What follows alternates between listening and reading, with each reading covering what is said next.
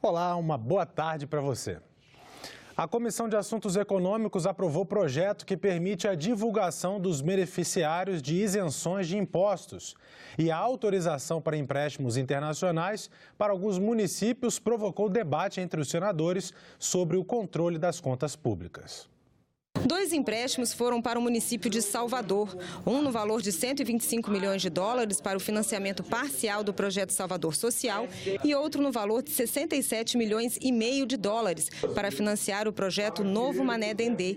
Outro empréstimo no valor de 70 milhões de dólares vai permitir o financiamento parcial do programa ambiental e a otimização viária de Sorocaba. Os empréstimos foram feitos com o Banco Interamericano de Desenvolvimento, com o Banco Mundial e com a Corporação Andina de Fomento. O senador Ataídes Oliveira lembrou que fazer dívidas não é a melhor maneira de levantar dinheiro para investir. Eu não tenho dúvida que se equilibrar as contas públicas dos nossos municípios e trazer essa corrupção próxima para zero, não precisa fazer investimento, não precisa fazer empréstimo para investimento, porque sobrará dinheiro para fazer os investimentos. É isto que eu quero colocar. No mundo real, é mais do que natural que os entes, sejam eles públicos ou empresas, se valam de empréstimos para antecipar programas, para garantir o atendimento de uma demanda que às vezes se coloca de forma mais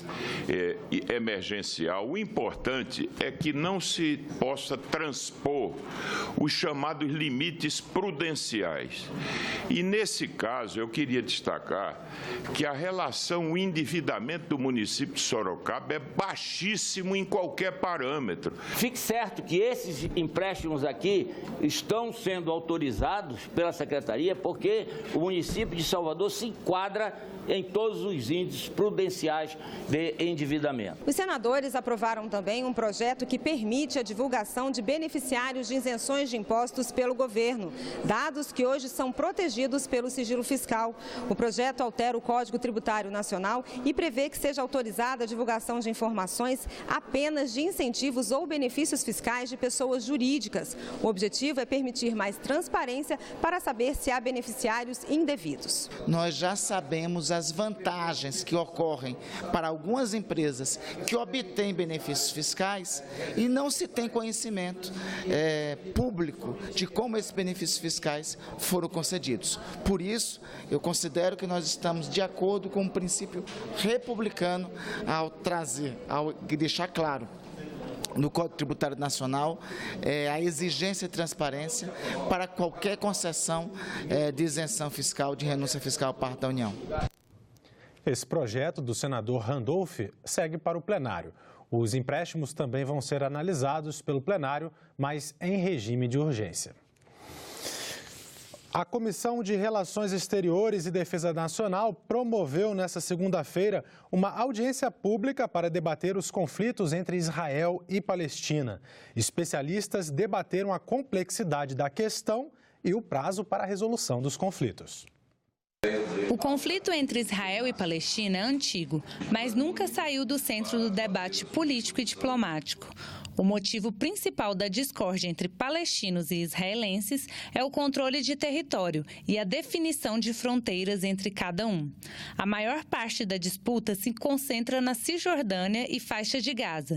Palestinos pedem para que esses territórios formem um Estado independente, mas eles continuam sob o domínio de Israel. Durante o debate na Comissão de Relações Exteriores, o jornalista e professor de Relações Internacionais, Fernando Brancoli, disse que, além da questão humanitária, o Brasil deve se preocupar com o conflito por questões econômicas. Vale a pena lembrar que imaginar que vai ocorrer necessariamente variações de preço do petróleo na medida em que a região fique mais estável. De novo, a primeira dimensão a ser pensada é sempre humana, a morte de pessoas e o bem-estar da população. Mas pensando num caráter de governo, é importante imaginar que estabilidade nesses espaços também vão provocar variações em commodities que são importantes para o Brasil.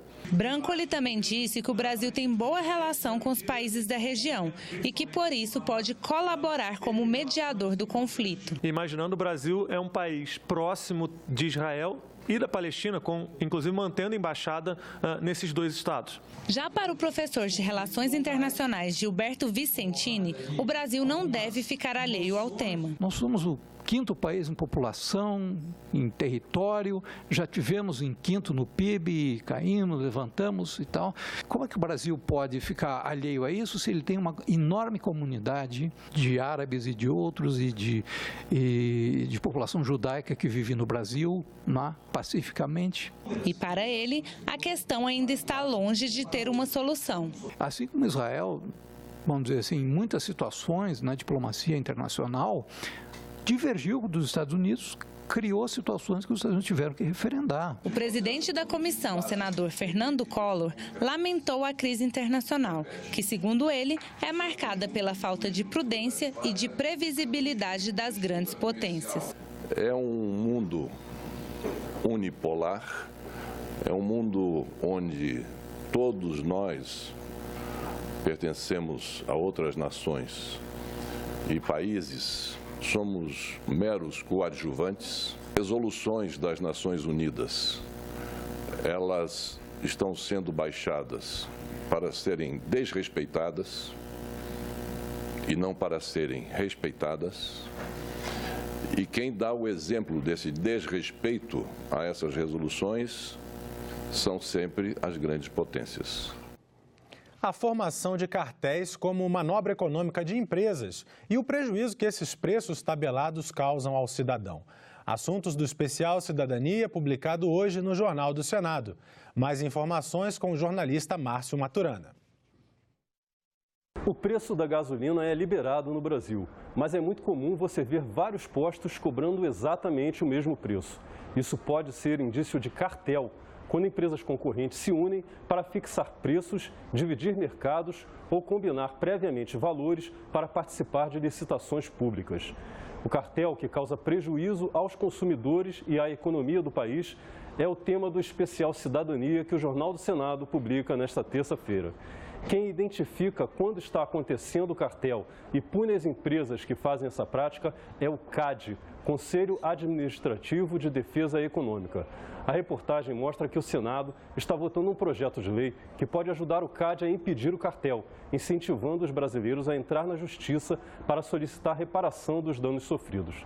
A repórter Cíntia Sassi ouviu um dos coordenadores antitruste do CAD, consultores do Senado, professores, assessores dos senadores e o Instituto Brasileiro de Defesa do Consumidor.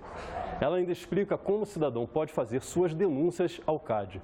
O especial Cidadania é publicado todas as terças-feiras no Jornal do Senado, que pode ser lido na versão em papel ou em senado.leg.br/jornal. Nós ficamos por aqui. Você pode rever as reportagens dessa edição na nossa página na internet, senado.leg.br/tv. Obrigado pela sua companhia e até a próxima.